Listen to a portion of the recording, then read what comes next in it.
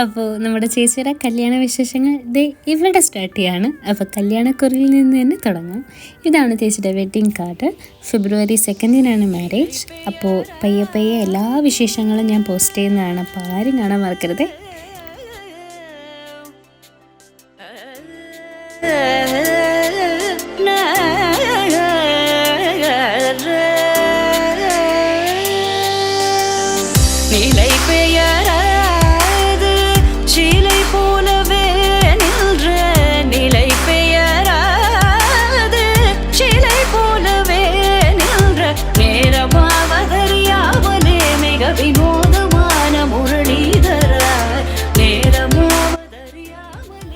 ഇപ്പം ചിലർക്ക് തോന്നും എന്തിനാ ഈ കവർ ചെയ്തിരിക്കുന്ന കാർഡ് റിമൂവ് ചെയ്യുന്നതെന്ന്.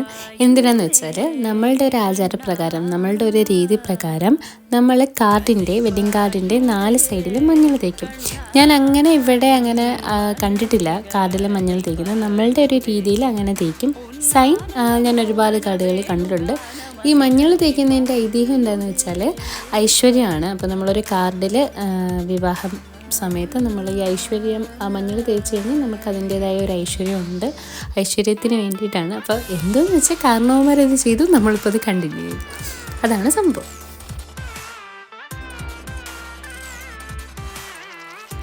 കുറച്ച് നേരം കഴിഞ്ഞപ്പോഴത്തേക്ക് ഓറിയ വന്നു. എവിടെയോ കിടന്നുറങ്ങുമായിരുന്നു. അപ്പോൾ എന്താണ് പരിപാടി എന്ന് കാണാൻ വേണ്ടി കുറച്ച് നേരം കഴിഞ്ഞപ്പോഴത്തേക്ക് അവൾ വന്നു.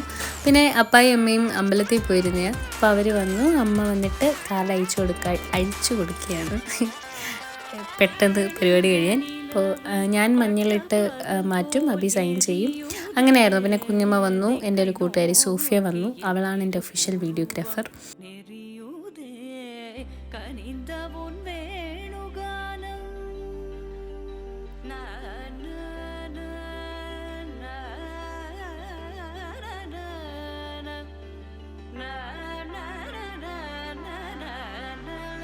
അങ്ങനെ നമ്മൾ മുഴുവൻ കാർഡുകൾ ഇതേപോലെ മഞ്ഞൾ തേച്ച് അടുക്കി വയ്ക്കും.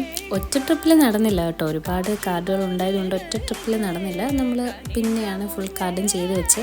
അത് നമ്മൾ കല്യാണം വിളിക്കുമ്പോഴത്തേക്ക് ഈസി ആണല്ലോ. അപ്പം ഫുള്ള് കാർഡും നമ്മളങ്ങനെ അറേഞ്ച് ചെയ്ത് വെക്കും. അപ്പോൾ നമ്മുടെ വിശേഷങ്ങൾ ഇവിടെ സ്റ്റാർട്ട് ചെയ്യാണ്. പതിയെ പതിയെ ഞാൻ എല്ലാ വിശേഷത്തിൻ്റെ വീഡിയോയും പോസ്റ്റ് ചെയ്യും. അപ്പോൾ ആരും കാണാൻ മറക്കരുതേ.